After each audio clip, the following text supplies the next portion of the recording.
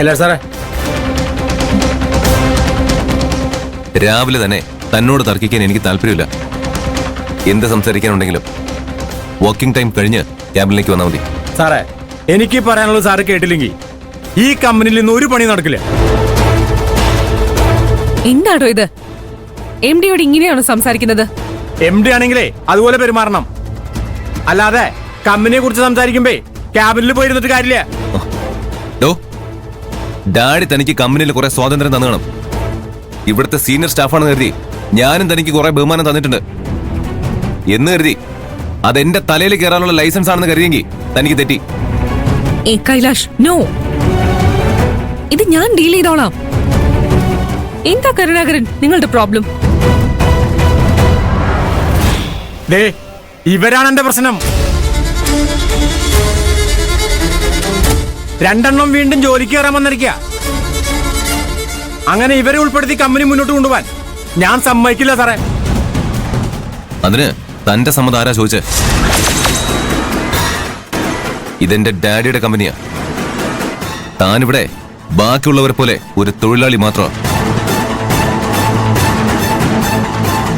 ആര് ജോലി ചെയ്യണം ചെയ്യേണ്ടെന്നൊക്കെ തീരുമാനിക്കാനുള്ള അവകാശം തനിക്ക് ആരും തന്നിട്ടില്ല.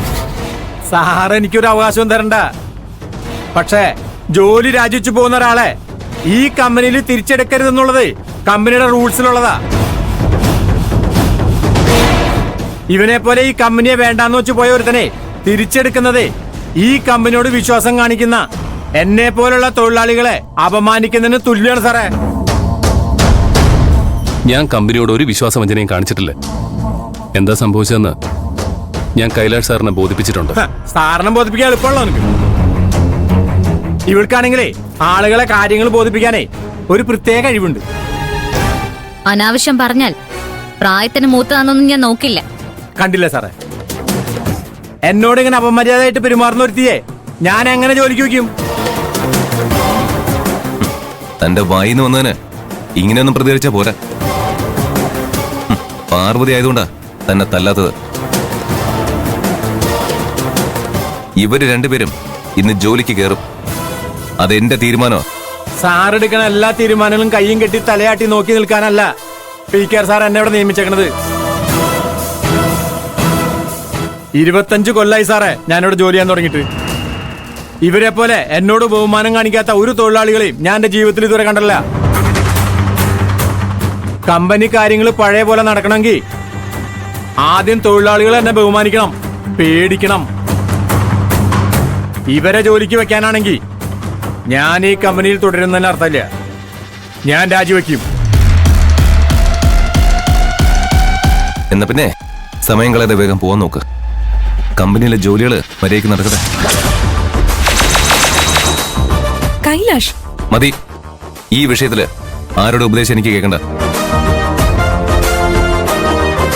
ഞാൻ പറയുന്നത് കേട്ട് ഈ കമ്പനിയിൽ നിൽക്കാൻ പറ്റുന്നവർ നിന്നാ മതി. അല്ലാത്തവര് പോയിക്കോട്ടെ.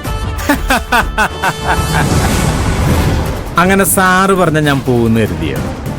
അയ്യടാ, എന്നെ ജോലിന്ന് പറഞ്ഞു വിടാനേ സാറിന് അധികാരമില്ല. അതിന് സാക്ഷാൽ ചെയർമാൻ സ്പീക്കർ സാറിന് മാത്രമാണ് അധികാരം.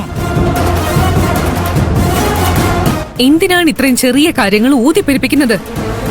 അങ്കിൾ ഇപ്പൊ ഡൽഹിയിലാ. ഇങ്ങനെയുള്ള കാര്യങ്ങൾക്കൊന്നും അദ്ദേഹത്തെ ഡിസ്റ്റർബ് ചെയ്യാൻ പറ്റില്ല. അദ്ദേഹം അവിടെയുള്ള കാര്യങ്ങളെല്ലാം ചെയ്തു തീർത്തിട്ട് വരട്ടെ. നമുക്ക് ഈ കാര്യത്തില് ഒരു തീരുമാനം ഉണ്ടാക്കാം. അതുവരെ ജോലി നടക്കട്ടെ. നടക്കില്ല മാഡം. സ്പീക്കർ സാർ ഇല്ലെങ്കിൽ എന്താ? അദ്ദേഹം നാട്ടിലില്ലാത്തപ്പോ ഇവിടെ എല്ലാ തീരുമാനങ്ങളും എടുത്തിരുന്നത് ബോർഡ് ഓഫ് ഡയറക്ടേഴ്സിൽ മെമ്പറായിട്ടുള്ള അദ്ദേഹത്തിന്റെ ഭാര്യ സീതാ മാഡമാണ്. ഈ കമ്പനിയിൽ തുടരേണ്ടത് ഞാനാണോ അതോ ഈ ദരിദ്രവാസികളാണോന്ന് സീതാ മാഡം തീരുമാനിക്കട്ടെ. മുക്ത, മമ്മിയെ വിളിക്കേ. കൈലാഷ്, പറഞ്ഞത് ചെയ്താൽ മതി. ഇനി സംസാരിക്കാനുള്ളതെല്ലാം തൊഴിലാളികളുടെ മുന്നിൽ വെച്ച് മതി. മമ്മിയോട് നേരെ സ്റ്റിച്ചിങ് യൂണിറ്റിലേക്ക് വരാൻ പറ. കരുണാകരൻ, പോയില്ല പണി നോക്ക്.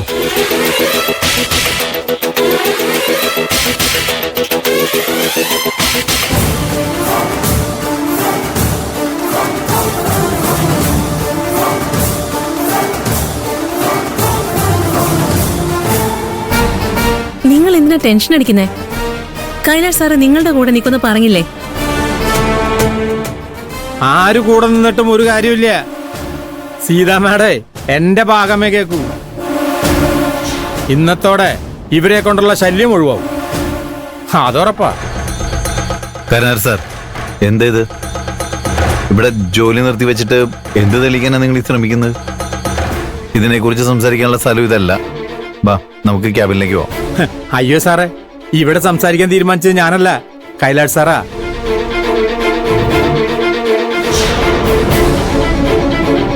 അല്ല, ഒരു കണക്കിന് അത് നന്നായി. സീതാ മാഡം എല്ലാവരുടെയും മുമ്പിൽ വെച്ച് ഞാൻ പറഞ്ഞതാണ് ശരിയെന്ന് പറയണം.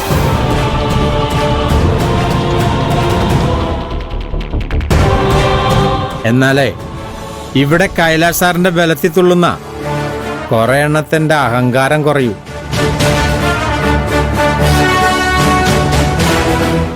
ഞങ്ങൾ എന്ത് അഹങ്കാരമാണ് സർ കാണിച്ചത്? ഞങ്ങൾക്കൊരു മാനുഷിക പരിഗണന പോലും തരാതെ ഉപദ്രവിക്കുന്ന നിങ്ങൾക്കെതിരെ ശബ്ദിച്ചതാണോ? അങ്ങനെയാണെങ്കിൽ ആ അഹങ്കാരം ഞങ്ങൾ ഇനിയും കാണിക്കും. മാറാനുള്ളതാണ് പറഞ്ഞ കരുണാകരൻ